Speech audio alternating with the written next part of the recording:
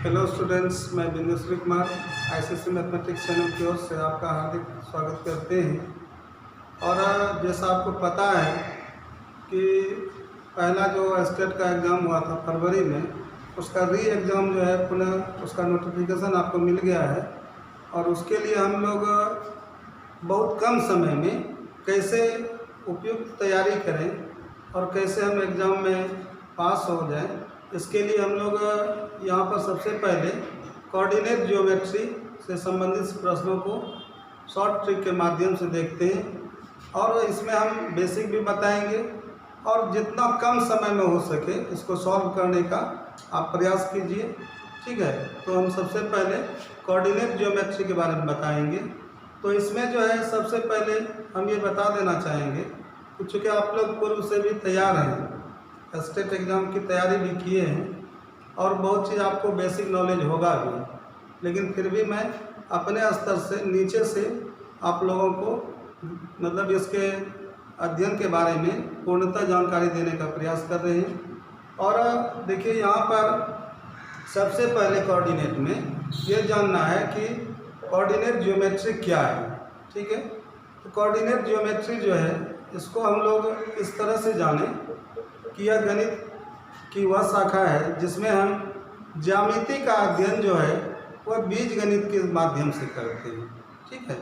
मतलब बीजगणित और ज्यामिति का जो है एक संबंध है इसमें, और इस संबंध को सबसे पहले एक महान गणितज्ञ रेने दकार्त, इन्होंने संबंध स्थापित किया और किसी समतल पर स्थित किसी बिंदु की स्थिति को जानने के लिए उस बिंदु के कोऑर्डिनेट अर्थात निर्देशांक अथवा नियामक को बताया।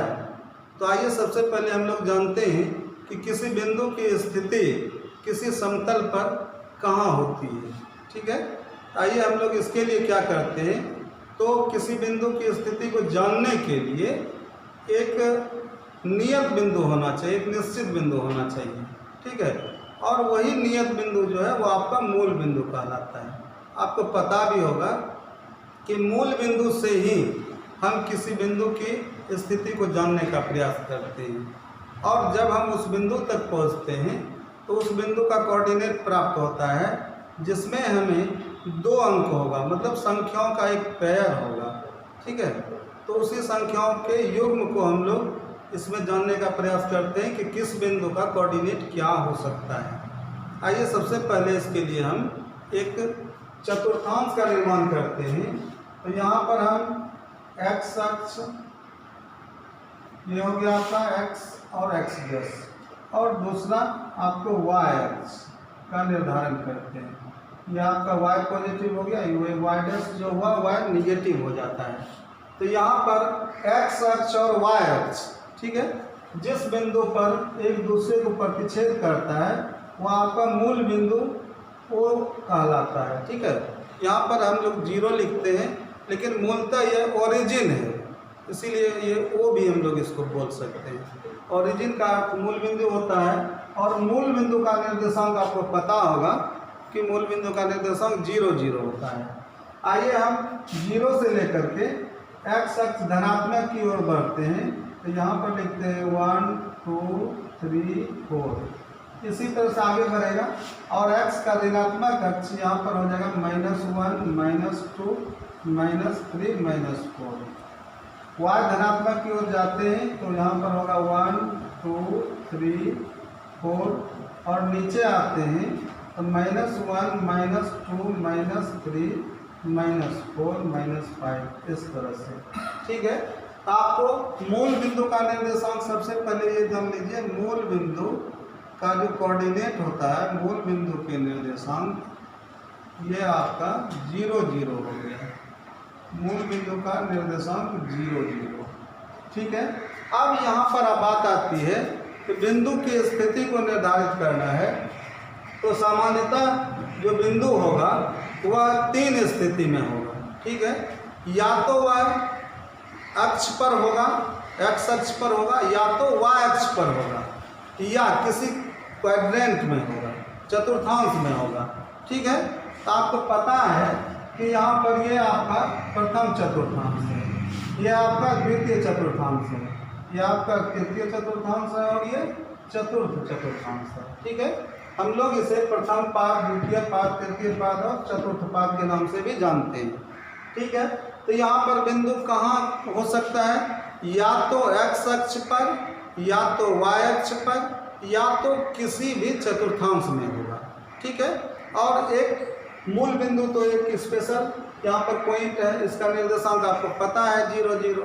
अब बात बचा कि बिंदु जो है वह कोई भी बिंदु का कोऑर्डिनेट दिया है, आप इसको कैसे जान पाएंगे वह बिंदु कहाँ स्थित है। ठीक है, इसको समझाने का एक आसान सा तरीका हम बता देते हैं कि यहाँ पर प्रथम चतुर्थांश का चिन्ह जानिए। ठीक है, इसका प्रथम चतुर्थांश का चिन्ह है प्लस प्लस, और एक जातीय चिन्ह है। इसके बाद द्वितीय चतुर्थांश को थोड़ा सा छोड़ दीजिए। ठीक है, आप तृतीय चतुर्थांश में आइए, इसका चिन्ह होता है माइनस और माइनस। ठीक है, तो इसको हम इसलिए लिखे हैं कि ये आसानी से आपको याद हो। एक जातीय चिन्ह जो है वो या तो प्रथम चतुर्थांश में जाएगा या तो तृतीय में जाएगा। ठीक है, अगर दोनों पॉजिटिव होगा तो प्रथम में जाएगा, दोनों निगेटिव होगा तो वो आपका तृतीय में चला जाएगा। क्लियर? एक जातीय चिन्ह कहाँ जाएगा? या तो प्रथम में या तो तृतीय में। दोनों प्लस होगा तो 1 में जाएगा, दोनों माइनस होगा तो 3 में जाएगा। अब बात बचा कि विजातीय चिन्ह कहाँ जाता है, तो विजातीय चिन्ह 2 और 4 में जाएगा। सबसे पहले ये जान लेना है। तो 2 के लिए जो है वो उसका साइन बना है, चिन्ह बना है माइनस और प्लस। ठीक है, और चतुर्थ का बना है प्लस और माइनस। ये क्लियर रूप से जान लीजिए। तो अब ये जान लीजिए कि विजातीय चिन्ह अगर किसी भी संख्या युग्म का रहेगा तो वो आपका कहाँ चला जाएगा? या तो द्वितीय में या तो चतुर्थ में। ठीक है, तो यहाँ पर अगर पहला निगेटिव होगा संख्या का चिन्ह तो वो द्वितीय में जाएगा। ठीक है, और पहला पॉजिटिव हो जाएगा तो वो क्या हो जाएगा? चतुर्थ में चला जाएगा। सिर्फ पहला क्वाड्रेंट मतलब पहला संख्या का चिन्ह को देखना है कि वो क्या चिन्ह बन रहा है। चूँकि वो विजातीय चिन्ह से बिलोंग कर रहा है। विजातीय चिन्ह कहाँ चला जाएगा? तो विजातीय में जाएगा या तो दूसरा या तो चौथा में। ठीक है, एक जाति किस में जाएगा? या तो पहला या तो तीसरा। हमको लगता है आपको बिल्कुल कंप्लीट रूप से ये समझ में आ गया होगा। ठीक है, एक बार और हम डिवाइड कर देते हैं। एक जातीय 1 3 में जाएगा और विजातीय किस में चला जाएगा?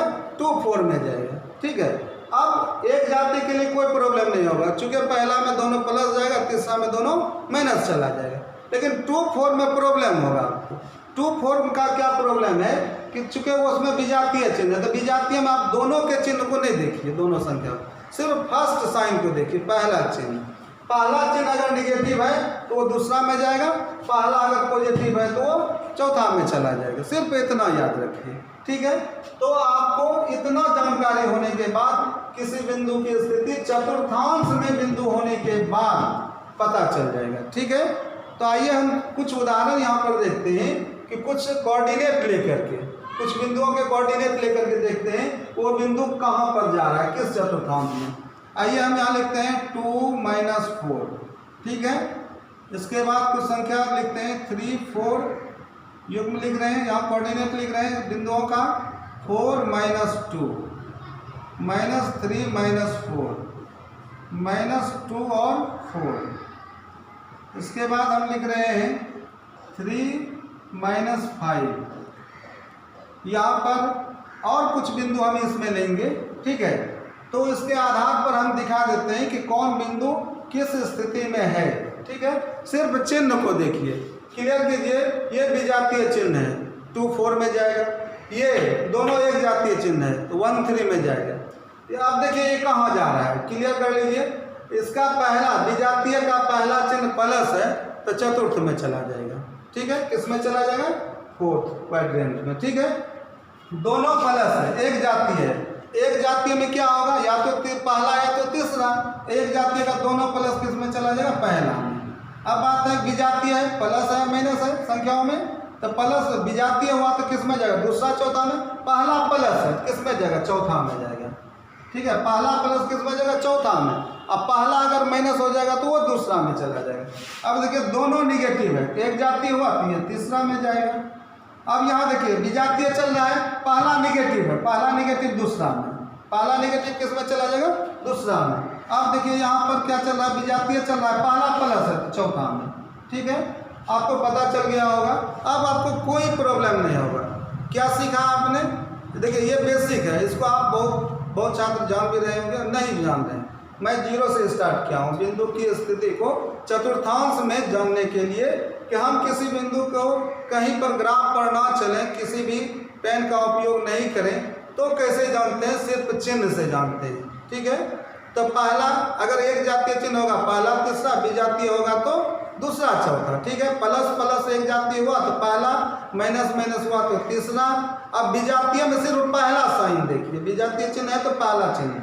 ठीक है, पहला चिन्ह अगर प्लस है तो चौथा में, पहला अगर माइनस है तो दूसरा में। ठीक है, इसको याद कर लीजिए, आपको कहीं प्रॉब्लम नहीं होगा। चलिए इसके बाद हम बताते हैं कि दूसरा स्थिति बना है, अगर बिंदु किसी क्वाड्रेंट में नहीं है, किसी चतुर्थांश में नहीं है, तो वह अक्ष पर होगा। तो अक्ष आपका क्या बना है? एक्स अक्ष और वाई अक्ष। ठीक है, तो आप अक्ष पर किसी बिंदु की स्थिति को जानने के लिए इसमें हम बताते हैं कि अक्ष पर कोई बिंदु है तो उसमें कैसे जानते हैं। तो यहाँ संख्या मान लेकर के हम दिखाते हैं कि अगर कोई यहाँ पर कोऑर्डिनेट दिया गया है 0 4, इसके बाद 4 0, इसके बाद 0 -5, इसके बाद है 5 -5 और 0। ठीक है, इस तरह से। अब देखिए कि इसमें कैसे जानते हैं। अगर निर्देशांक में, किसी बिंदु के निर्देशांक में कोई भी उसमें युग्म में, संख्याओं के युग्म में, क्रमित युग्म में आपका जो मान है, अगर कोई भी कोऑर्डिनेट में एक फर्स्ट वैल्यू या सेकेंड वैल्यू 0 आता है, तो ये तय मानिए कि वह चतुर्थांश में ना जाकर अक्ष में रहेगा, अक्ष पर रहेगा। ठीक है, तो अक्ष पर रहेगा तो किस अक्ष पर रहेगा, ये बात है। तो बिल्कुल स्पष्ट जान लीजिए कि ये जो है आपका फर्स्ट जो है वो आपका वैल्यू 0 है, सेकेंड वैल्यू कितना है? 4 है। तो जहाँ 0 हो गया तो उस अक्ष पर नहीं होगा वो। ठीक है, जो वैल्यू दिया रहेगा उस अक्ष पर होगा। तो सबसे पहले बिंदु का कोऑर्डिनेट हम एक्स वाई लिख देते हैं इस ढंग से, और ज्ञात बिंदु का कोऑर्डिनेट क्या होगा? X y. अब ये देख लीजिए, अगर x का मान यहाँ 0 आ गया, y का मान 4 आया, तो ये मान जो है संख्या मान कितना है? 4। तो अगर x 0 हुआ तो x अक्ष पर नहीं होगा, y का मान 4 आया तो y अक्ष पर है। ठीक है, क्लियर हो गया होगा। जिसका मान है उसी अक्ष पर वो होगा। ठीक है, अब इसको देखिए, किसका मान मालूम है? x का, तो x अक्ष पर स्थित है। ठीक है, इसमें किसका मान है? y का, तो y अक्ष पर स्थित है। इसमें किसका मान मालूम है? तो y का, न x का, x अक्ष पर है। ठीक है, अब इसमें जानना है थोड़ा सा कि धनात्मक ऋणात्मक, तो इसमें धनात्मक ऋणात्मक में कोई दिक्कत नहीं है। अगर बताइए y का मान है तो यहाँ कहाँ पर बिंदु है? तो y अक्ष पर, y अक्ष पर। सिर्फ कहाँ में लिखना है? +4 है तो धनात्मक की ओर। कहाँ पर है? धनात्मक की ओर। ठीक है, अब इसके बाद यहाँ देखिए, यहाँ फर्स्ट कोऑर्डिनेट मालूम है तो यहाँ पर क्या हो जाएगा? x अक्ष पर, x अक्ष पर। कहाँ पर? धनात्मक, प्लस है तो धनात्मक की ओर, धनात्मक की ओर। ये क्लियर हो गया। अब ये देखिए, यहाँ y का मान है तो इसको लिखते हैं y अक्ष पर, y अक्ष पर। लेकिन -5 है तो क्या लिखना है? ऋणात्मक की ओर, ऋणात्मक की ओर। ये क्लियर हो गया होगा। अब देखिए, ये फर्स्ट है मालूम, तो x अक्ष पर। कहाँ पर बिंदु है? x अक्ष पर, धनात्मक की ओर। क्लियर हो गया। तो ये पता चला कि अगर यहाँ पर संख्याओं के क्रमित युग्म में अगर मेरा मान कोई 0 आता है तो वह अक्ष पर स्थित होता है। अगर दोनों मान दिया रहेगा संख्याओं के क्रमित युग्म में तो वो चतुर्थांश में जाएगा, और एक मान अगर 0 होगा तो वह अक्ष पर होगा। किस अक्ष पर होगा? तो जिसका मान दिया है उसी अक्ष पर होगा। ये क्लियर हो गया। अब बात आती है कि कुछ अज्ञात रूप से हम जानते हैं कि x अक्ष पर कोई बिंदु हो, कोई बिंदु कहाँ पर हो? x अक्ष पर, तो उसका कोऑर्डिनेट क्या होता है? चूंकि ये सवाल आता है, कोई बिंदु x अक्ष पर हो तो उसका कोऑर्डिनेट क्या होगा, उसका निर्देशांक क्या होगा। तो आप सबसे पहले देख लीजिए कि किसी बिंदु कोई चतुर्थांश में है तो एक्स वाई है। ठीक है, तो x अक्ष पर है तो ये जान लीजिए x रहेगा, y 0 हो जाएगा। ठीक है, कहाँ पर हो गया? ये x अक्ष पर। ये x अक्ष पर बिंदु का कोऑर्डिनेट क्या हो गया, x और 0। ठीक है, अब पूछा जाएगा कि कोई बिंदु y अक्ष पर है तो उसका कोऑर्डिनेट क्या होगा। तो y अक्ष पर है तो y रहेगा, उस समय x 0 हो जाएगा, तो यहाँ पर हो जाएगा 0 और y। ये कहाँ के बिंदु का कोऑर्डिनेट हुआ, y अक्ष पर स्थित बिंदु, y अक्ष पर स्थित बिंदु, इसका कोऑर्डिनेट हो गया आपका 0, y। क्लियर हो गया, मतलब ये क्लियर हो गया होगा कि तल पर कहीं कोऑर्डिनेट क्वाड्रेंट में है, चतुर्थांश में है तो एक्स वाई है। अगर एक्स अक्ष पर है तो एक्स रहेगा, वाई 0 होगा, और वाई अक्ष पर है तो एक्स तो उस समय 0 होगा, तो एक्स का मान 0 होगा तो 0 और वाई बन जाएगा। मतलब ये क्लियर हो गया, एक्स है तो एक्स अक्ष पर है, वाई है तो वाई अक्ष पर है। इसको सिर्फ ऐसे नहीं समझ लीजिए, एक्स अक्ष पर है तो एक्स 0, वाई अक्ष पर है तो वाई 0, बिल्कुल गलत हो जाएगा। तब क्या हो जाएगा, एक्स अक्ष पर है तो एक्स 0 सही है, लेकिन वाई अक्ष पर है तो वाई कहाँ रहता है, पीछे रहेगा, सेकेंड कोऑर्डिनेट में है तो 0, वाई होगा। ठीक है, अब ये आपका क्लियर हो गया कि इस तरह से हम लोग जानते हैं कि अज्ञात के रूप में हम लोग जानेंगे कि एक्स अक्ष पर स्थित बिंदु का कोऑर्डिनेट होगा x 0 और y अक्ष पर का हो जाएगा 0, y। क्लियर हो गया। अब यहाँ पर हम लोग देखते हैं कि कुछ बिंदुओं में कुछ सवाल ऐसा रहेगा कि इसमें भुज और कोटि के बारे में जानकारी। ठीक है, किसके बारे में, भुज और कोटि। पहला भुज और तब हम बताएंगे कोटि, ये है क्या। देखिए, भुज जो है, भुज को हम लोग दो तरह से परिभाषित करते हैं, एक निर्देशांक के तौर पर, ठीक है, और दूसरा दूरी के तौर पर, दूरी के आधार पर। ठीक है, तो भुज को हम लोग एक्स निर्देशांक कहते हैं, भुज को हम लोग एक्स निर्देशांक कहते हैं, और कोटि को वाई निर्देशांक कहते हैं। चलिए, ये आपका क्लियर हो गया कि एक्स निर्देशांक को भुज कहते हैं और वाई निर्देशांक को कोटि कहते हैं। आइए सवाल पर कुछ 5 और -4। ठीक है, आपको पूछा जाएगा कि इस बिंदु में जो है भुज का मान क्या है, तो भुज क्या हो गया, एक्स कोऑर्डिनेट, भुज का मान 5 हो गया, भुज बराबर ये सवाल आपका हो जाएगा 5। और कोटि अगर पूछा जाएगा, कोटि क्या होगा, वाई कोऑर्डिनेट, वाई कोऑर्डिनेट कितना चल रहा है आपका, -4, कोटि हो गया। क्लियर हो गया। भुज किसे कहते हैं, एक्स कोऑर्डिनेट को भुज कहते हैं और वाई कोऑर्डिनेट को कोटि कहते हैं। लेकिन इसकी दूसरी परिभाषा दूरी के आधार पर देखिए, दूरी के आधार पर क्या होगा कि दूरी के आधार पर उल्टा परिभाषा होगा। देखिए, दूरी के आधार पर उल्टा परिभाषा होगा। इसमें दूरी के आधार पर जो परिभाषा होगा, तो देखिए यहाँ पर भुज को आपको लिखना पड़ेगा वाई अक्ष से दूरी, इसको क्या लिखना है, वाई अक्ष से दूरी, ये भुज कहलाता है, भुज कहलाता है। और कोटि की परिभाषा है एक्स अक्ष से दूरी, एक्स अक्ष से दूरी क्या कहलाता है, कोटि कहलाता है, कोटि कहलाता है। अब ये देखिए, एक्स अक्ष से दूरी, इसको समझिए कि दूरी के आधार पर हम भुज कोटि को कैसे नहीं भूलेंगे। ठीक है, अब यहाँ देखिए कि 5, यहाँ पर कोई बिंदु का कोऑर्डिनेट जो है, अगर 3 और 2 हम ले लेते हैं, इसको थोड़ा सा देखते हैं तल पर। ठीक है, तब आपको परिभाषा कभी आप नहीं भूलिएगा, मिस भी नहीं होगा इसमें। आप देखिए 3, 2 को तल पर बिंदु को रखिए, तो मूल बिंदु से स्टार्ट होगा, एक्स कोऑर्डिनेट कितना चल रहा है, 3, आप कहाँ चले आएगा 3 पर। ठीक है, और वाई कोऑर्डिनेट कितना चल रहा है, 2, तो इसको 2 को वाई कोऑर्डिनेट ऊपर चलिएगा, तो 3 के सामने ऊपर 2 जाते हैं। एक बिंदु है यहाँ पर, इसका कोऑर्डिनेट आप 3, 2 लिखते हैं। ठीक है, अब आप यहाँ पर इसकी परिभाषा को देखिए कि यहाँ से एक्स अक्ष, देखिए एक्स अक्ष से दूरी पर, ये यहाँ से, यही आपका एक्स अक्ष है, एक्स अक्ष से दूरी, तो दूरी कितना चले हैं ऊपर, तो 2 चले होंगे, 2 ऊपर गए हैं।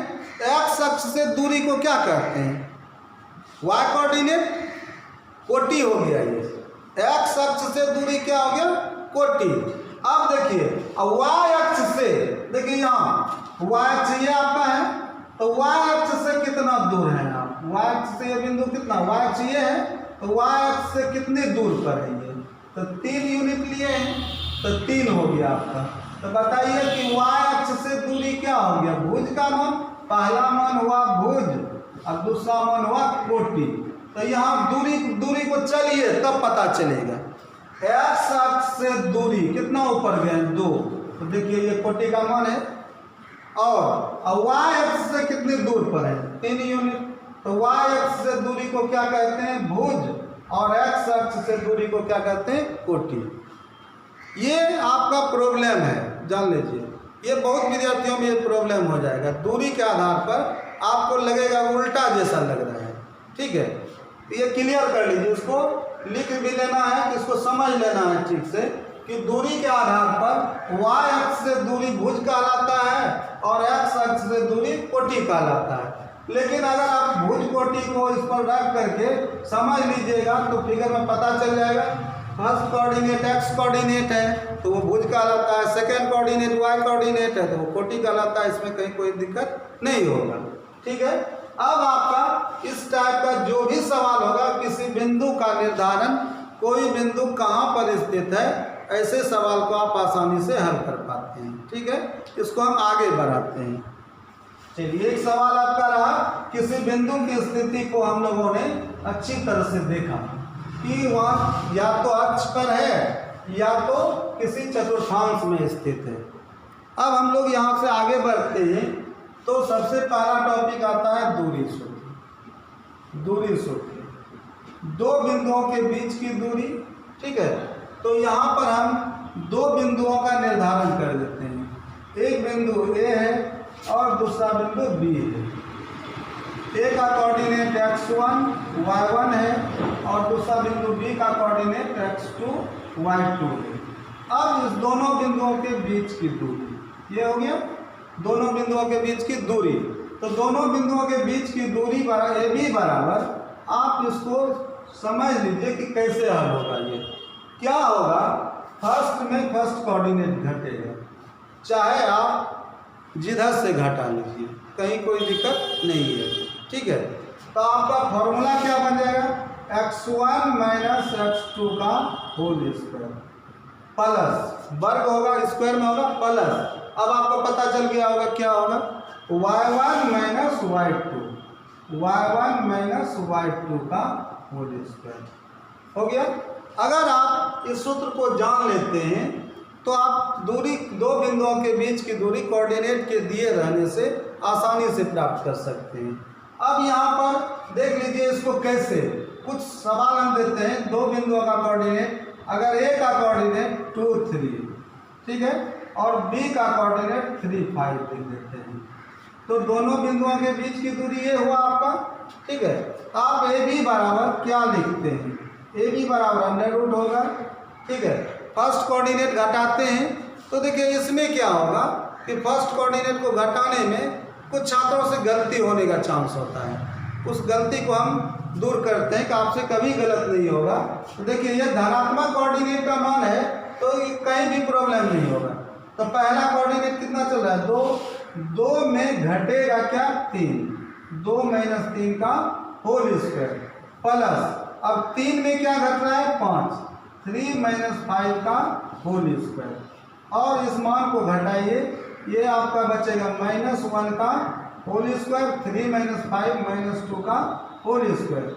ये मान आपका हो जाएगा, चूँकि वर्ग होने पर, घटाने के बाद स्क्वायर होने पर निगेटिव पॉजिटिव हो जाता है, माइनस का होल स्क्वायर भी प्लस हो जाएगा। तो सिर्फ घटाने के बाद सावधान रहिए, इसके बाद स्क्वायर करने में कोई दिक्कत नहीं। सिर्फ एक स्क्वायर कीजिए, क्या होगा, 1 प्लस 2 स्क्वायर कीजिए, 2 गुना 4, उस चिन्ह को छोड़ दीजिए। अब देखिए 4 1 कितना हो गया, √5 यूनिट, मात्रक या इकाई, ठीक है। अब यहाँ पर आपको कोई प्रॉब्लम नहीं हुआ, लेकिन दिक्कत होगा। देखिए आपको कहाँ प्रॉब्लम होगा, दो बिंदुओं का कोऑर्डिनेट हम कुछ चिन्ह में जो है ना, यहाँ पर प्लस माइनस का प्रयोग कर रहे हैं। दो बिंदुओं में कोऑर्डिनेट क्या लिखते हैं, एक बिंदु का कोऑर्डिनेट 2 5 है। बी कोऑर्डिनेट हम दे रहे हैं तो -1 -3, ठीक है। ए बी बराबर क्या करते हैं आप, पहले देखिए अस्ते से समझिए। फर्स्ट जो कोऑर्डिनेट है यहाँ पर है, इसके चिन्ह को नहीं बदलना है, देख लीजिए। जो चिन्ह है उसका रहेगा और वहाँ से जो संख्या आएगा इसका कोऑर्डिनेट का वैल्यू, उसके चिन्ह को बदल करके लिख लीजिए, ठीक है। आपको समझ में आया क्या बोला गया? चूंकि सूत्र का माइनस होता है बीच में, इसलिए उसका चिन्ह क्या करना है, बदल देना है, ठीक हो जाएगा आपका। देख लीजिए -2, इसके चिन्ह को बोले हैं नहीं बदलने के लिए, -2, इसका चिन्ह बदल करके रखिए। -1 है तो क्या होगा, +1 का होल स्क्वायर प्लस, इसका चिन्ह नहीं बदलना है, ये 5 है तो 5 रहेगा, इसका चिन्ह बदल दीजिए +3 का होल स्क्वायर, ठीक है। ये आपको आसानी से आप हल कर सकते हैं इस तरह से। अब देखिए इसको घटा लीजिए तो -1 और +2 क्या होगा, -2 और +1 क्या हो जाएगा, -1 का होल स्क्वायर और 5 और 3 8 स्क्वायर, ये आपका आ जाएगा अंडर रूट 1 स्क्वायर में 1 64, अंडर रूट क्या हो जाएगा 65, ये यूनिट हो गया। क्लियर? अब आप इसी तरह से कोई और सवाल देख सकते हैं, यहाँ पर थोड़ा सा टाइम और दीजिए। कुछ कोऑर्डिनेट, कोई भी कोऑर्डिनेट अपने मन से लिखिए और उसको देखिए, आपसे गलती नहीं होना चाहिए। यहाँ पर क्या लिखते हैं, 2 -3, यहाँ पर लिखते हैं 2 और -5, ठीक है। अब देखिए इसका क्या होगा, इस स्थिति में हम यहाँ पर दोनों को निगेटिव बना देते हैं, क्योंकि ज़्यादा निगेटिव रहने के बाद थोड़ा सा प्रॉब्लम आपको लगेगा, उस प्रॉब्लम को दूर कीजिए। ए बी बराबर आप क्या लिखिएगा, देखिए इसका चिन्ह नहीं बदलना है, बोल दिया गया, उसका चिन्ह बदल करके लिखना है। तो देखिए 2, ये -2 है, क्या होगा +2 होल स्क्वायर, यहाँ है -3, नहीं बदलेगा, -3 रहेगा, इसका चिन्ह बदल लीजिए +5 का होल स्क्वायर, जोड़ घटाव क्रिया कीजिए, 2 2 4 स्क्वायर और ये आपका हो जाएगा 2, प्लस में 5 में 3 घटेगा 2 स्क्वायर, तो ये हो जाएगा आपका 416, 2 दूना 4, 16 4 20, और उसका आप मिस करने में हल कीजिए, 2 दूना 4, 2 गुना 2 गुना 5, तो आपका 2 बाहर आ जाएगा, 2√5 यूनिट मात्र या इकाई हो गया। हमको लग रहा है कितना भी चिन्ह निगेटिव पॉजिटिव आएगा आपसे गलती नहीं होगा। क्या करना है, फर्स्ट कोऑर्डिनेट का चिन्ह बदलना नहीं है, सेकेंड का बदल करके होल स्क्वायर कर देना है, दोनों को ऐड कर देना है, ठीक है। इसमें आपको दिक्कत नहीं होगा। अब हम चलते हैं कि यहाँ पर दूसरा, यहाँ पर डिस्टेंस का पहला दूरी सूत्र क्या बना आपका, पता लगा। दूरी सूत्र दो बिंदुओं के बीच की दूरी d बराबर क्या बना है, x1 माइनस x2 का whole square plus y1 minus y2 का होल स्क्वायर। और ये सूत्र आपको उल्टा भी अगर लगे कोई प्रॉब्लम नहीं होगा, आप x2 माइनस x1 भी बोल सकते हैं, y2 माइनस 1 भी y1 बोल सकते हैं, इसमें कोई दिक्कत नहीं है। क्यों नहीं दिक्कत है, इसका कारण है स्क्वायर। इसका कारण क्या है, स्क्वायर। स्क्वायर होने पर क्या होगा, निगेटिव का भी स्क्वायर क्या हो जाता है, पॉजिटिव होता है, पॉजिटिव का स्क्वायर भी पॉजिटिव ही रह जाता है, मतलब बिल्कुल समान मान प्राप्त होगा, ठीक है। चलिए यहाँ पर इसके बाद हम बताते हैं कि दूसरे सवाल को, दूरी से संबंधित सवाल को आप बहुत जल्दी कैसे हल करते हैं। हम कंडीशन को क्या करते हैं, चेंज कर देते हैं। एक कंडीशन चूंकि है क्या, ऑब्जेक्टिव प्रश्न जो है वो आपको बनाने के लिए नहीं आता, आपको देख करके उसका आंसर देना है, तब आप परीक्षा में पास हो पाते हैं, ठीक है। नहीं तो आपका समय बहुत अधिक चला जाएगा। इसमें जो है दो बिंदुओं के बीच की दूरी, यहाँ पर देखिए इफ यदि हमारे पास x1 बराबर x2 हो, क्या हो, इफ x1 बराबर x2 मतलब क्या है, फर्स्ट कोऑर्डिनेट का जो वैल्यू है, निर्देशांक में जो पहला जो अंक है वो दोनों बराबर है, दोनों बिंदुओं का। तो इस स्थिति में हो तो है ना, उस स्थिति में आपका जो दूरी सूत्र हो जाएगा d बराबर, या दो बिंदुओं के बीच की दूरी ए बी बराबर, वो क्या हो जाएगा, तो देखिए यहाँ पर अंडर रूट होगा, चूंकि x1 है x2 बराबर है, तो x1 में x2 घटाते हैं तो दोनों मान बराबर है, तो बराबरों में बराबरों को घटाइएगा तो क्या हो जाएगा, 0 हो जाएगा। ये सूत्र आपको इसलिए एक शॉर्ट में हम लोगों की भेजना है तब। तो देखिए यहाँ क्या हो जाएगा, दोनों घटाइएगा 0 हो जाएगा, 0 इसका 0, तो बचा क्या आपका y1 माइनस y2 का होल स्क्वायर, और स्क्वायर और रूट कैंसिल हो जाएगा, ठीक है। तो ये आपका क्या हो जाएगा, मैग्नीट्यूड मॉड में आएगा y1 माइनस y2, किसमें आ जाएगा, मॉड में आ जाएगा y1 माइनस y2, ठीक है। अब देखिए, अब इसका डायरेक्ट सूत्र हम बोल सकते हैं कि d बराबर आपका मान क्या हो गया, y1 माइनस y2, किस में लिखना है, मॉड में। मॉड कहाँ से आया, हुआ क्या, होल स्क्वायर होने पर अगर माइनस का भी होल स्क्वायर होगा तो वो क्या होगा, प्लस ही हो जाएगा, ठीक है। और प्लस भी होगा तो क्या होगा, प्लस में रहेगा, ठीक है। इसीलिए मॉड में इसका वैल्यू आता है y1 माइनस y2 मॉड में, ठीक है। अब इसको जो है हम लोग देखते हैं, चूंकि ये डिस्टेंस है, दोनों बिंदुओं के बीच की दूरी है, और दूरी जो है वो आपका माइनस में नहीं जा सकता है। अगर आप कहते हैं कि नहीं y1 माइनस y2 का मान अगर स्क्वायर रूट कैंसिल हो जाता है तो y1 माइनस y2 बचता है, मैं भी मान रहा हूँ, तो y1 माइनस y2 बच रहा है। अगर y1 में y2 को घटाने से निगेटिव मान आता है तो वो दूरी नहीं हुआ, क्योंकि दो बिंदुओं के बीच की दूरी का जो मान होगा वो हमेशा पॉजिटिव होगा, ठीक है। अब देखिए, इस पर बहुत बातें हम लोग कर सकते हैं। जैसे देखिए, यहाँ पर y1 का मान दे दिए 2 और y2 का मान 3, 2 माइनस 3 का होल स्क्वायर, ऐसा हम लिख लिए। अब देखिए 2 माइनस 3 क्या हो जाता है, तो -1 का होल स्क्वायर हो गया। तो -1 का होल स्क्वायर क्या हो गया, माइनस माइनस प्लस 1 हुआ। अगर आप स्क्वायर रूट काट देते हैं तो -1 निकल जाता है, ठीक है। स्क्वायर रूट काटने से -1 निकल जाता है, तो दूरी क्या हो जाता है, ऋणात्मक, और दूरी ऋणात्मक होती ही नहीं है, असंभव है ये। इसलिए हम लोग माइनस का होल स्क्वायर करते हैं और 1 का वर्गमूल क्या होता है, ये यहाँ पर +-1 होता है, लेकिन दूरी का जो मान होगा वो धनात्मक होगा, इसीलिए यहाँ पर मॉड लगा है, ठीक है। चलिए आगे बढ़ते हैं। इसी का दूसरा कंसेप्ट हम बताते हैं। इफ y1 बराबर y2, मतलब क्या हो गया, सेकेंड कोऑर्डिनेट बराबर हो जाए हो तो आप जल्दी से डिस्टेंस को क्या करते हैं, तो आपका y1 और y2 तो दोनों बराबर हो गया, तो बराबरों में बराबरों को घटाइएगा तो 0 हो गया। तो बचा आपका क्या, x1 माइनस x2। आप मैग्नीट्यूड x1 माइनस x2 का वैल्यू लिख सकते हैं, सिर्फ घटाना है x1 में x2 को, और वैसे घटाने के बाद जो मान प्राप्त होता है वो नेगेटिव में भी होगा तो उसको पॉजिटिव में आंसर देना है, और पॉजिटिव होगा तो भी पॉजिटिव में ही रखना है, ठीक है। इस पर मेरा सवाल होगा, ठीक है, ऑब्जेक्टिव में हम जाएंगे तो बताएंगे, ठीक है। दो बिंदुओं के बीच की दूरी क्लियर हो गया। तो अलग अलग कोऑर्डिनेट दिए रहने से x1 में x2 घटेगा और y1 में y2 घटेगा, और दोनों के वर्गों का योग हो गया।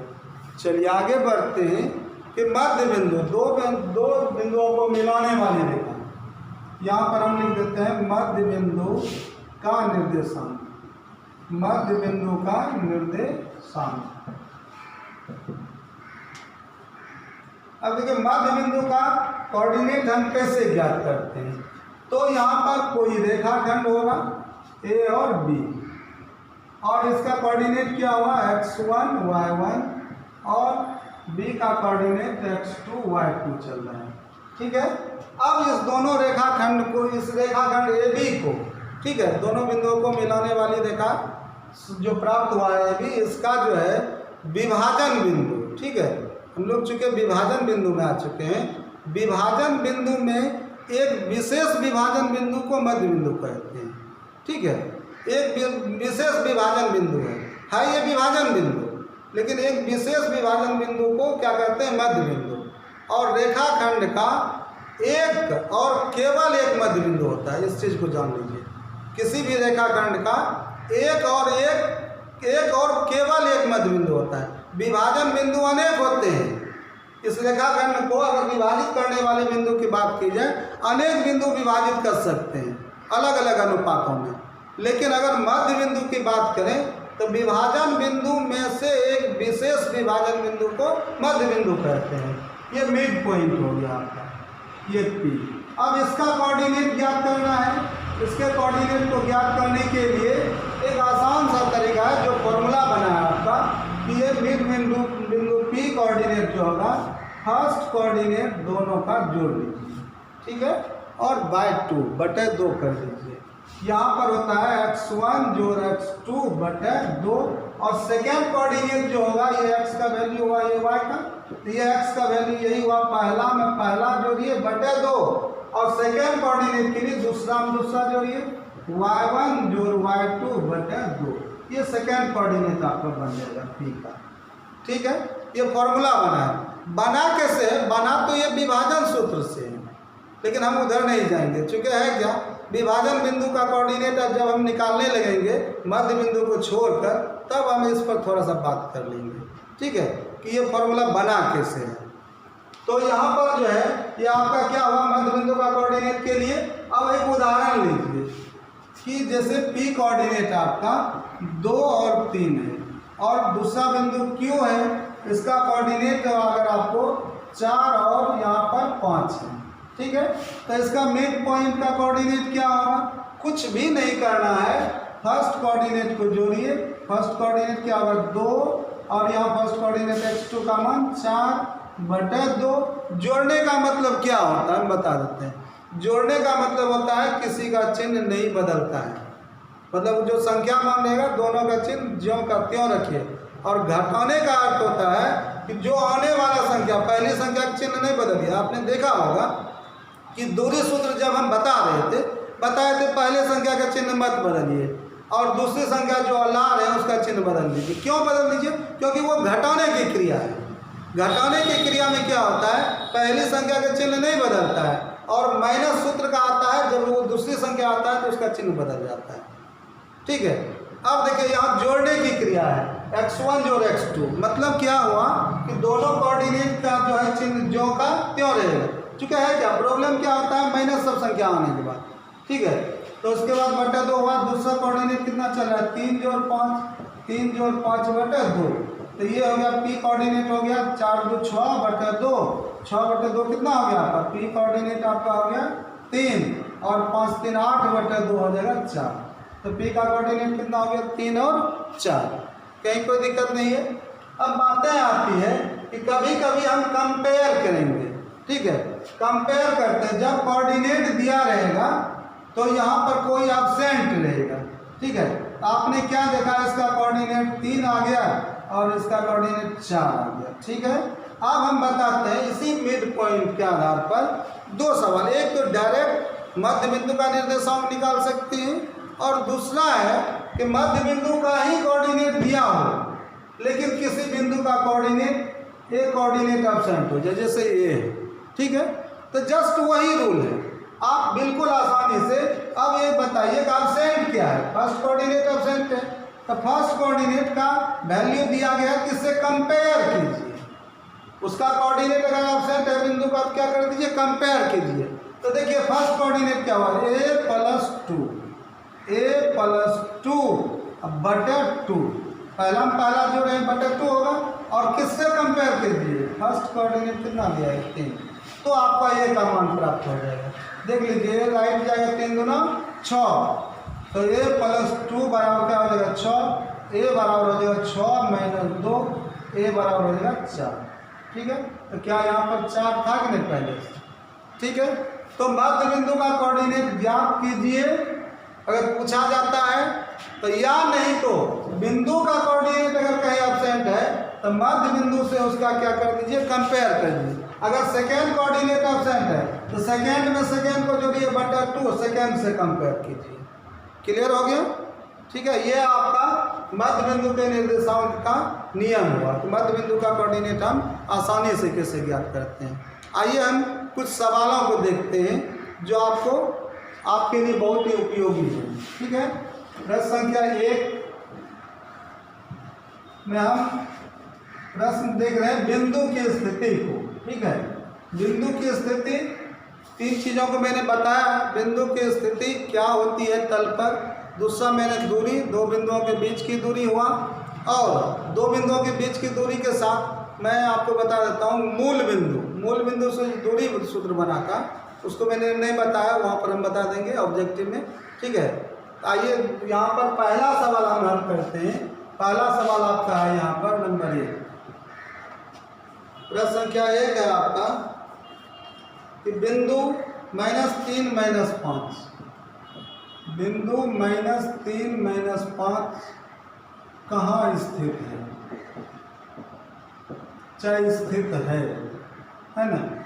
तो कहाँ स्थित है या किस चतुर्थांश में स्थित है, इसका ऑप्शन देख लीजिए, ए, बी, सी और डी। इसका प्रथम चतुर्थांश, द्वितीय, तृतीय और चतुर्थ। आप देखिए तुरंत कैसे कीजिए, दोनों एक जाति है, या तो पहला या तो तीसरा, दोनों निगेटिव है, तीसरा। क्लियर हो गया, दोनों निगेटिव, एक जाति का चिन्ह है, किस में चला जाएगा, तीसरा। चलिए दूसरा सवाल है आपका प्रश्न संख्या 2।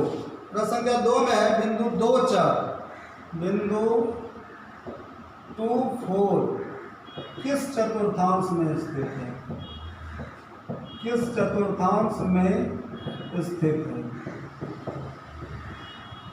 ठीक है, अब देखिए ए, बी, सी और डी, यहाँ पर चौथा चतुर्थांश, तीसरा, दूसरा और पहला। ठीक है, दोनों चिन्ह पॉजिटिव है। ठीक है, तो ये किस में चला जाएगा, पहला में, प्रथम चतुर्थांश हो जाएगा। ये तो आपको पता ही है। अब देखिए इसका तीसरा सवाल, तीसरा सवाल है आपका नंबर सीरियल नंबर 3 में है आपका, y अक्ष से 5 इकाई दाईं, y अक्ष से 5 इकाई दाईं और x अक्ष पर, दाईं और x अक्ष पर बिंदु स्थित है, x अक्ष पर बिंदु स्थित है, x अक्ष पर बिंदु स्थित है, तो बिंदु का निर्देशांक, बिंदु का निर्देशांक है, ए में आपका ऑप्शन है 5, 0, बी का ऑप्शन है 0,5, सी का ऑप्शन है आपको 5, -5 और डी का ऑप्शन है -5 और 5। ठीक है, अब यहाँ पर देखिए कि इस सवाल का जवाब आप कैसे चुनते हैं। y अक्ष से 5 इकाई दाईं, x अक्ष पर बिंदु स्थित है। सबसे पहला चीज है कि यह बिंदु कहाँ स्थित है, x अक्ष पर है। तो x अक्ष पर क्या करते हैं, पहले देखिए ऐसे लिखिए, x अक्ष पर है, चूंकि अक्ष पर स्थित होना है, आप x अक्ष पर है तो बिंदु की स्थिति क्या लिख देते हैं, x, 0। ठीक है, अब कहाँ पर है, तो देखिए y अक्ष से 5 इकाई दाईं, तो मान किसका मान मालूम है, 5 इकाई किसका मान है, देख लीजिए। x अक्ष पर स्थित है तो x 0 कोऑर्डिनेट होगा कि नहीं, y अक्ष पर स्थित होगा तो क्या होगा, 0 y होता है। तो देखिए x अक्ष पर है तो x 0 दे दिए, और ये वैल्यू यूनिट जो है किसका मान होगा, x का मान होगा। अब देखिए दाईं का मतलब होता है धनात्मक और बाईं का मतलब होता है ऋणात्मक। तो अगर दाईं का रहा है तो x का मान आप 5 रख सकते हैं, अगर बाईं का भी आ जाए तो वहाँ -5 रखिए। ठीक है, तो देखिए आपका कोऑर्डिनेट क्या आ गया, 5 और 0। चलिए आपका ये ऑप्शन सही हो गया। ठीक है, चलिए अगला प्रश्न हम लिखते हैं, प्रश्न संख्या होगा आपका 4। प्रश्न संख्या 4 में आपका है बिंदुओं 2, -3, 2, -3 और 2, 2 के बीच की दूरी, 2, 2 के बीच की दूरी है। ऑप्शन आपका है ए 2 इकाई, बी में है आपका 3 इकाई, सी में है आपका 4 इकाई और डी में है आपका 5 इकाई। अब देखिए इसमें बिंदुओं के बीच की दूरी कैसे देखते हैं, मैंने बताया था, पहला का चिन्ह नहीं बदलना है, दूसरा का चिन्ह बदलना है। अंडर रूट करना है होल स्क्वायर के साथ। देखिए क्या होगा, 2 क्या होगा, चिन्ह बदलिए, -2 का होल स्क्वायर प्लस इसका चिन्ह नहीं बदलिए -3, इसका चिन्ह बदलिए -2 का होल स्क्वायर, अंडर रूट में चला जाएगा। अब इसको हल कीजिए, 2 में 2 जाएगा तो 0, 0 स्क्वायर 0 हो गया, -3 और -2 कितना हो गया आपका, माइनस क्या हो गया 5। तो -5 का होल स्क्वायर होगा तो क्या होगा, स्क्वायर रूट कैंसिल होगा, तो मैग्नीट्यूड -5 में चला गया, तो -5 मैग्नीट्यूड में क्या होगा 5 से आ जाएगा। तो इसका मतलब हुआ -5 का होल स्क्वायर, और स्क्वायर रूट अगर नहीं काटते हैं रूट बचे 25 होगा, 25 का वर्गमूल दूरी के लिए 5 हुआ। ठीक है, यहाँ पर आपका एक रूल और काम कर रहा है, देखिए इस ढंग से भी आप बना सकते हैं, आपका 5 इकाई आंसर हुआ। चलिए अब हम इसको थोड़ा सा देखते हैं कि दूरी सूत्र में हमेशा ये देखने की बात होगी कि क्या कहीं कोई कोऑर्डिनेट बराबर तो नहीं चल रहा है, एक्स कोऑर्डिनेट वाई कोऑर्डिनेट बराबर तो नहीं चल रहा है। यहाँ देखिए एक्स कोऑर्डिनेट के मान के बराबर है। ठीक है, तो इसका आंसर क्या होता है, एक्स कोऑर्डिनेट अगर एक्स कोऑर्डिनेट x1 बराबर x2 है तो इसका मतलब मैग्नीट्यूड ऑफ क्या हो जाएगा, y1 माइनस y2। ठीक है, सिर्फ y1 में y2 को घटाइए, y1 मान कितना चला -3 और अब माइनस तो इसका चिन्ह बदल जाता है तो माइनस हो जाएगा 2। ये हो गया आपका -5, लेकिन मॉड में है तो -5 क्या हो जाएगा +5, 5 यूनिट निकल गया। ये आपको दूरी सूत्र में मैंने बताया था। इसमें अगर आप डायरेक्ट इस फॉर्मूला का उपयोग करते हैं तो देख करके जवाब दे सकते हैं कि y1 माइनस y2 -3 -2 -5 हुआ, मॉड में जाएगा तो सिर्फ 5 हो जाएगा। ठीक है, चलिए अगला प्रश्न आपका प्रश्न संख्या 5। प्रश्न संख्या 5 में हम आपको लिखते हैं y अक्ष पर x अक्ष से 4 इकाई दूरी पर, y अक्ष पर x अक्ष से 4 इकाई की दूरी पर, 4 इकाई की दूरी पर x अक्ष के नीचे, x अक्ष के नीचे एक बिंदु A है, एक बिंदु A है, तो A के निर्देशांक होंगे, क्या होगा, ऑप्शन में आपका है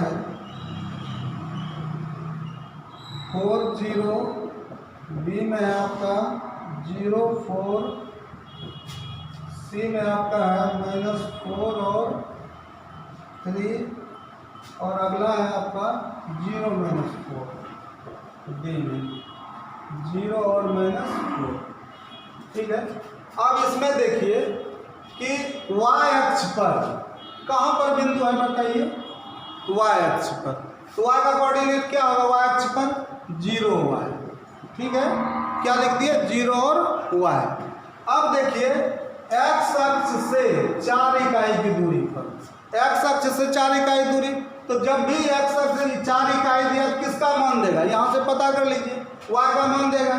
तो y का मान क्या बैठा सकते हैं 4, y का मान क्या बैठा सकते हैं 4। ठीक है, अब बात रहा कि जैसे ही ऐसा मान कहेगा, नीचे कहेगा वहाँ पर क्या था दाएं बाएं। ठीक है, यहाँ नीचे कहेगा तो माइनस होगा, ऊपर कहेगा तो y अक्ष के लिए क्या होगा प्लस, तो नीचे कहा तो क्या आ जाएगा -4, तो 0 -4 आपका कौन सा आंसर हुआ, बी। ठीक है, क्लियर हो गया, कैसे कैसे समझ में आया आपको। देखिए जिस अक्ष पर कहेगा तो उसका कोऑर्डिनेट पहले लिख लीजिए। ठीक है, उसके बाद जितना इकाई है तो उसी का मान बैठा दीजिए, क्योंकि एक कोऑर्डिनेट तो 0 रहेगा। उसके बाद नीचे कहेगा तो माइनस जाइए, ऊपर कहेगा तो प्लस लिखिए, दाएं कहेगा तो आप प्लस लिखिए, बाएं कहेगा तो माइनस लिखिए। ठीक है, आपको कहीं कोई प्रॉब्लम नहीं होगा। चलिए अगला सवाल आपका प्रश्न संख्या 6। प्रश्न संख्या 6 में आपका है बिंदु ए बी और दूसरा बिंदु है आपका -A और बिंदु -A -B के बीच की दूरी के बीच की दूरी है। अब देखिए इसका ऑप्शन जो है आपका इस तरह से है, √a² + b²। बी का ऑप्शन है 2√a² + b²। सी का ऑप्शन है आपको √2 होल a² + b²। और डी का ऑप्शन है नन ऑफ दी, इनमें से कोई नहीं। ठीक है, अब इसमें से आप ज्ञात कीजिए। तो कैसे ज्ञात करते हैं, तो देखिए यहाँ पहला का चिन्ह नहीं बदलता है, सेकेंड कोऑर्डिनेट जो दूसरे बिंदु का कोऑर्डिनेट है इसका चिन्ह बदल करके होल स्क्वायर का वर्ग होगा, होल स्क्वायर लिखते हैं और प्लस करते हैं उसको, है ना। √ क्या लिखते हैं, a।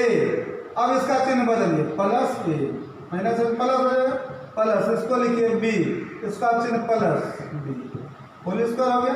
अब देखिए इसको a जो है 2a का होल स्क्वायर, 2a का होल स्क्वायर क्या होगा 4a²। इसको जब बनाते हैं तो ये क्या हो जाएगा, b जोड़ b, 2b का होल स्क्वायर क्या होगा 4b²। अगर आप 4 कॉमन ले लेते हैं क्या बचा a² + b²। 2 बाहर हो जाएगा 4 का वर्गमूल, बचा 2, रूट में बचा a² + b²। कहाँ पर आपका ऑप्शन मिला, बी ऑप्शन। कहीं कोई दिक्कत नहीं है, आप इसको कुछ सेकेंड में हल कर सकते हैं। ये आपका मौखिक नहीं, देख करके आप आंसर नहीं बोल सकते हैं इसमें। ठीक है, क्योंकि दो बिंदुओं के बीच की जो दूरी होता है उसको सॉल्यूशन में लाना पड़ेगा आपको। ठीक, अगला सवाल है आपका प्रश्न संख्या 7। इसी तरह से आप दूरी सूत्र के आधार पर संख्या मान के अतिरिक्त अगर कोई मान ट्रिग्नोमेट्री रेशियो में चला जाता है तो देखिए प्रश्न संख्या आपका 7 होगा। यहाँ पर है बिंदु का जो कोऑर्डिनेट बना है वो बना है cos θ और sin θ, और दूसरा बिंदु है आपका, और बिंदु ये आपका है sin θ और -cos θ के बीच की दूरी है। ठीक है, आपका ऑप्शन जो है वो ए में है, आपका √2 है, बी का ऑप्शन है √3 और सी का ऑप्शन है 2 और डी का ऑप्शन है 1। ठीक है, यहाँ पर देखिए उसी नियम का पालन कीजिए। √ क्या हो जाएगा सॉल्यूशन में, cos - sin। ठीक है, इसका चिन्ह नहीं बदलेगा लेकिन इस दोनों का चिन्ह बदलेगा, तो ये हो गया आपका cos θ - sin θ का होल स्क्वायर और प्लस इसका मान क्या हो जाएगा cos - sin है तो क्या होगा प्लस हो जाएगा। तो यहाँ sin θ अब माइनस है तो प्लस क्या हो जाएगा cos θ का होल स्क्वायर।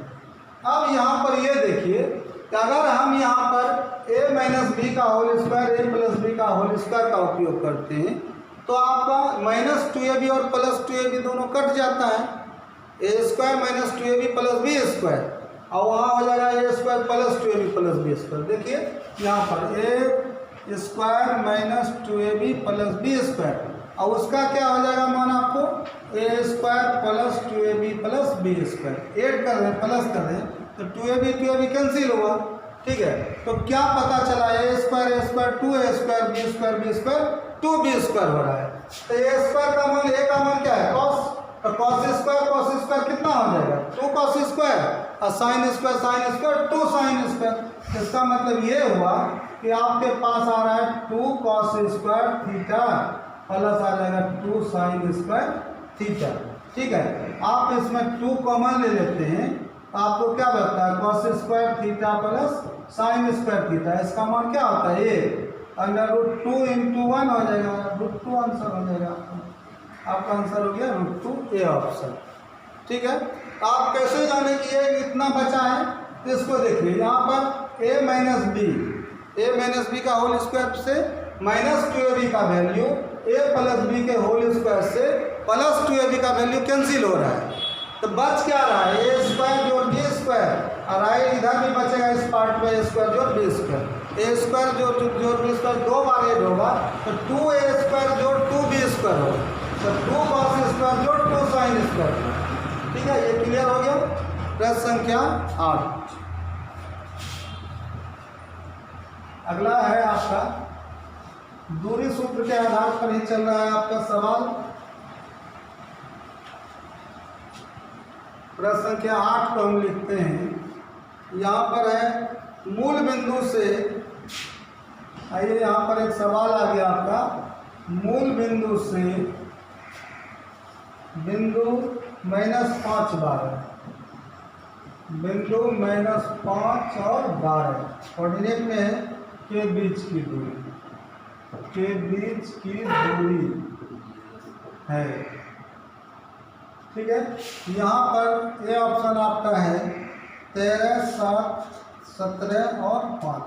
13 बी का है, 7 और सी का है आपका 17 और डी का है आपका 5। इतना यूनिट में आएगा समात्रक में। ठीक है, अब यहाँ पर जो है आपका देखिए यह मूल बिंदु से, कहाँ से, मूल बिंदु से। आप थोड़ा सा समझ लीजिए, चूँकि इसको मैंने नहीं बोला था, मूल बिंदु का कोऑर्डिनेट 0 0 होता है। मूल बिंदु का कोऑर्डिनेट क्या हो गया, 0 0, ये ऑरिजिन हुआ वो बिंदु। ठीक है, अब यहाँ से हम किसी दिए गए बिंदु P का कोऑर्डिनेट क्या है, x y। P का कोऑर्डिनेट क्या चल रहा है, x y। अब दोनों बिंदु का कोऑर्डिनेट आप क्या करते हैं, ओरिजिन का कोऑर्डिनेट 0 0 है, तो वो P बराबर, अगर आप दूरी सूत्र लगाते हैं, ठीक है, दूरी सूत्र लगाते हैं तो भी वही होगा। डायरेक्ट में फॉर्मूला में जाइएगा तो वही होगा। तो डायरेक्ट फॉर्मूला नहीं बना तो ऐसा ही है कि फर्स्ट में फर्स्ट कोऑर्डिनेट घटेगा तो 0 - x का होल स्क्वायर और 0 - y का होल स्क्वायर। अब देखिए ये 0 - x का होल स्क्वायर x स्क्वायर होगा, 0 - y का होल स्क्वायर y स्क्वायर हो जाएगा। इसका कुल अर्थ हुआ कि √x² प्लस y स्क्वायर होता है। मूल बिंदु से दूरी का सूत्र क्या बना, √x² प्लस y स्क्वायर, मतलब दिए गए कोऑर्डिनेट का जो वैल्यू होगा उसके वर्गों का योग होगा। आइए यहाँ पर x y का मान आपका दिया गया, ये x और ये y, अंडर रूट कर देते हैं, 25 25 हो जाएगा। ये चूँकि स्क्वायर में आएगा -5 का होल स्क्वायर और 12 स्क्वायर, तो ये हो जाएगा 25 25 बराबर है 44, 144, अंडर रूट 169 और ये 13 यूनिट। आपका कितना आंसर हो गया, 13 यूनिट। ठीक है, या आप ये सब समझ सकते हैं 5 12 है, तो इस तरह से 5 12 है तो क्या होता है, वर्गों का योग में 13 ही होता है। ठीक है, तो इस तरह से आप मूल बिंदु से दूरी सूत्र के लिए क्या करते हैं, √x² plus x² y square. चलिए अगला सवाल 8 नंबर का ये हुआ। प्रश्न संख्या 9 है आपका, दो बिंदुओं के बीच की दूरी का ये सवाल है। इसी पर हम लोग देख रहे हैं कि दो बिंदुओं के बीच की दूरी को हम कितने जल्दी, संख्या मान नहीं दिया रहेगा तो हम कितना जल्दी वेरिएबल में निकाल पाते हैं। यहाँ पर प्रश्न संख्या आपका हो जाएगा, प्रश्न संख्या 9 होगा। वो बिंदु है तुम्हारा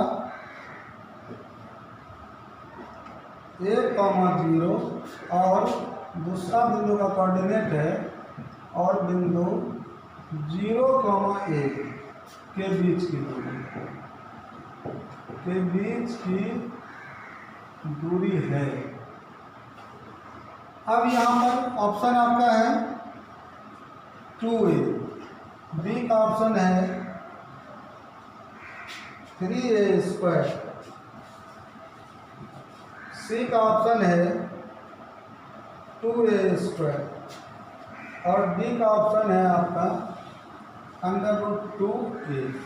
ठीक है, अब देखिए इसका, तो यहाँ पर क्या है, तो आपका मान a - 0 अंडर रूट क्या होगा, a - 0 होगा तो a² बचा और 0 - a तो -a² बचा। अब क्या हो गया, स्क्वायर होने पर दोनों पॉजिटिव हुआ, a² जो a², तो आपका मान क्या होगा, √a² 2a², square root a के लिए हट जाएगा, √2a। ऐसा हो गया, √2a कहाँ पर आपका है, डी ऑप्शन। ठीक है, तो इस तरह से हम लोग इस सवाल को आसानी से हल कर पाते हैं। प्रश्न संख्या हम लोग 10 में, 10 को जानने से पहले 10 का जो सवाल है वो इस तरह का है।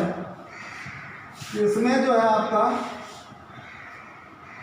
प्रश्न संख्या 10 होगा, इसमें आपका संरेखी होने के लिए, किन्हीं 3 बिंदुओं के संरेखी होने के लिए जो फॉर्मूला है उस पर आधारित है। ठीक है, तो पहले हम फॉर्मूला को देख लेते हैं, तब प्रश्न संख्या 10 को हम देखेंगे। तो यहाँ पर जो है संरेखी होने के शर्त को देख लीजिए, संरेखी होने के शर्त। तो सबसे पहला जो शर्त है वो दूरी सूत्र के आधार पर बना है, ठीक है, किस आधार पर? दूरी सूत्र के आधार पर। और दूसरा जो सूत्र बना है वो त्रिभुज के क्षेत्रफल के आधार पर बना है। तो दूरी सूत्र के आधार पर दो बिंदु, यहाँ पर चूंकि 3 बिंदु संरेखी करना है, ए बी और सी। संरेखी का मतलब होता है एक ही रेखा पर स्थित होना। जब एक ही रेखा पर स्थित हुआ तो वह एक सरल रेखा हुआ। सरल रेखा का मतलब हुआ एरिया उसका 0 होगा।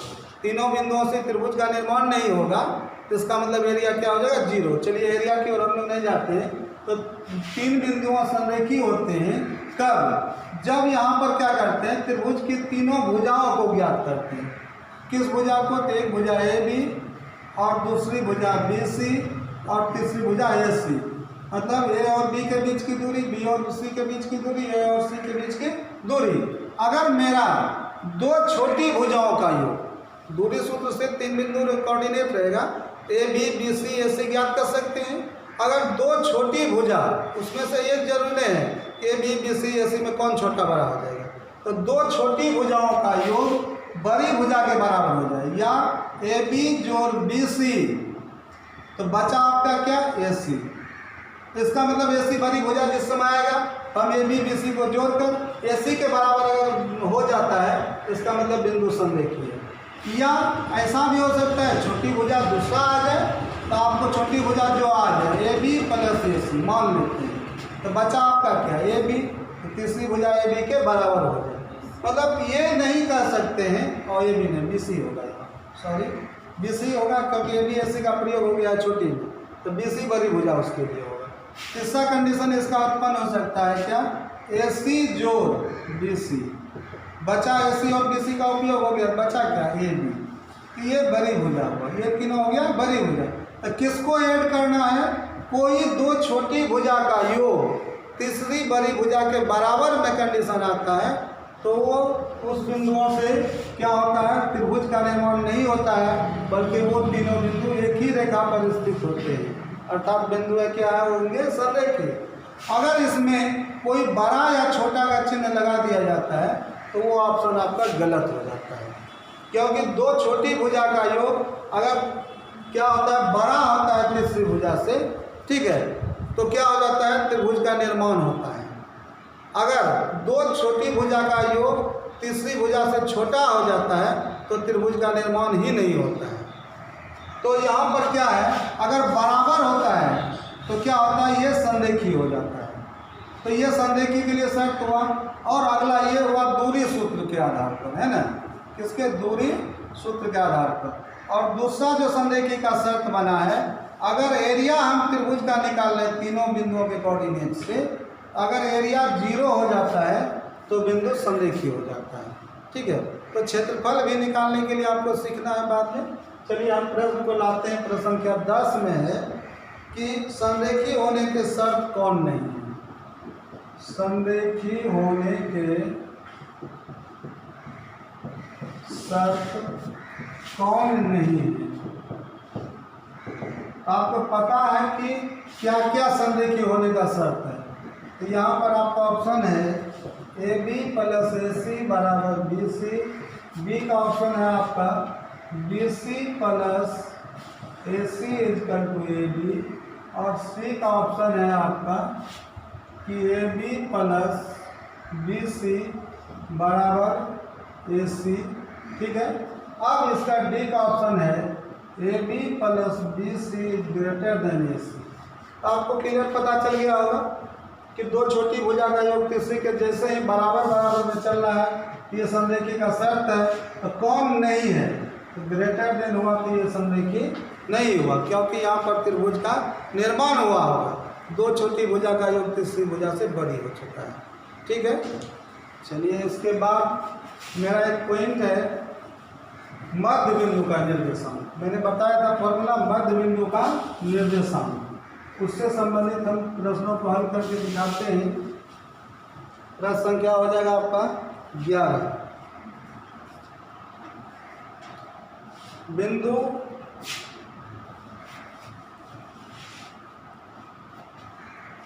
प्रश्न संख्या 11 होगा, बिंदुओं 11 नंबर है ये आपका बिंदुओं 4-5 और 4- और आपका है बिंदुओं 4-3 6-3 को मिलाने वाली रेखा के मध्य बिंदु का निर्देशांक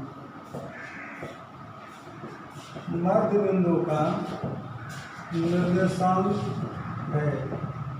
एक ऑप्शन आपका बना हुआ है 5 और -8, बी का ऑप्शन है 5 और -4, सी का ऑप्शन है आपका 10 और -8, डी का जो ऑप्शन है वो आपका 10 और -4। ठीक है, यहाँ पर देखिए सवाल में मध्य बिंदु का कोऑर्डिनेट कैसा होता है। पहला को जोड़िए 6-4 10/2 क्या होगा 5। फर्स्ट कोऑर्डिनेट क्या होगा 5, आपका 2 सिलेक्शन ए बी में आ रहा है। सेकेंड कोऑर्डिनेट को ऐड कीजिए -5 -3 क्या होगा -8 हो जाएगा, दोनों एकजुट करके -8/2 4। ठीक है, तो ये आपका 5 और -4 ऑप्शन क्या हो गया बी। ठीक है, तो मध्य बिंदु का निकालना, मध्य बिंदु का जो कोऑर्डिनेट है उसका निकालना बिल्कुल आसान है। ठीक है, इसी से हम एक कंपेयर करते हैं मध्य बिंदु से। ठीक है, एक सवाल हम लाते हैं मध्य बिंदु के निर्देशांक का कंपेयर करके बिंदु का और अज्ञात कोऑर्डिनेट हम ज्ञात करेंगे। ठीक है, इसका जो सवाल है वो आपका इस तरह से है। देखिए यहाँ पर बिंदु आपका चल रहा है P coordinate a/3 4।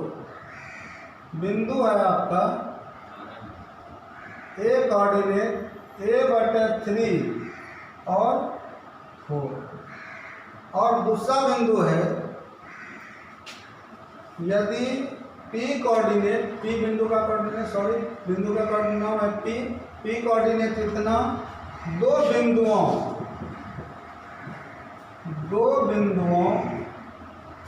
A coordinate -6-5 और B कोऑर्डिनेट -2-3 को मिलाने वाली रेखाखंड का मध्य बिंदु है। तो A का मान होगा, ऑप्शन आपका दिया गया है, आपका A का मान होगा 10, A का ऑप्शन है 10, B का ऑप्शन है -12, C का ऑप्शन है आपका 13 और D का जो ऑप्शन है वो आपका -14। ठीक है, कंपेयर देख लीजिए, कंपेयर में भी वही मध्य बिंदु के कोऑर्डिनेट से कंपेयर कीजिए। पहले यहाँ पर देखिए बिंदुओं में कौन है और मध्य बिंदु कौन है। देखिए बिंदु इतना, अब दो बिंदुओं A और B को मिलाने वाली रेखा, A और B तो रेखाखंड के लिए हो गया, A और B कहाँ चला गया रेखाखंड के लिए, A और B रेखाखंड में कोऑर्डिनेट दे देगा, और ये P क्या हो गया आपका मध्य बिंदु हो गया। तो मध्य बिंदु के कोऑर्डिनेट से तुलना कीजिएगा बिंदु को।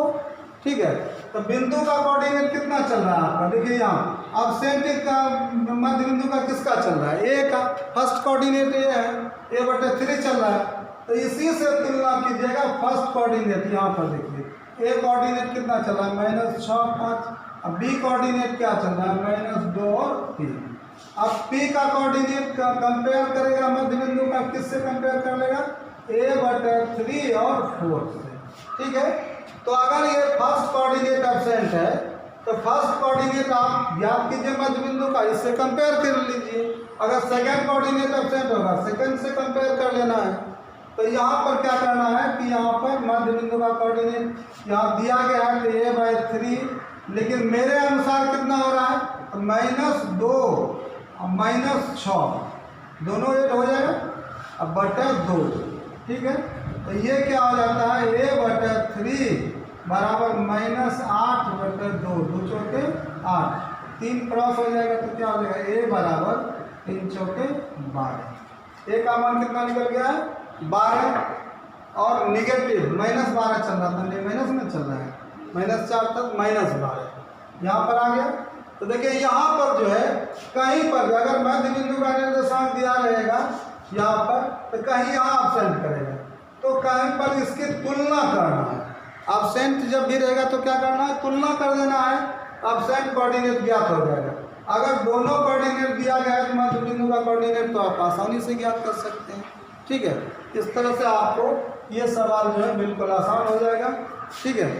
पुनः हम अगले क्लास में हम बताएंगे कि त्रिभुज का क्षेत्रफल कैसे ज्ञात किया जाएगा और विभाजन, चूँकि मध्य बिंदु जो है वो विशेष विभाजन बिंदु है, अन्य विभाजन बिंदु का कोऑर्डिनेट हम कैसे ज्ञात करेंगे, ठीक है। इसके बाद त्रिभुज का जो माध्यिका होगा वह मध्य बिंदु को मिलाने वाली रेखा होगा, मध्य बिंदु को मिलाने वाली रेखा को माध्यिका कहते हैं। माध्यिका का जो कटान बिंदु होता है वह क्या कहलाता है, जी कहलाता है, ग्रेविटेशन सेंटर कहलाता है। तो वो केंद्रक कहलाता है, केंद्रक का निर्देशांक बताएंगे।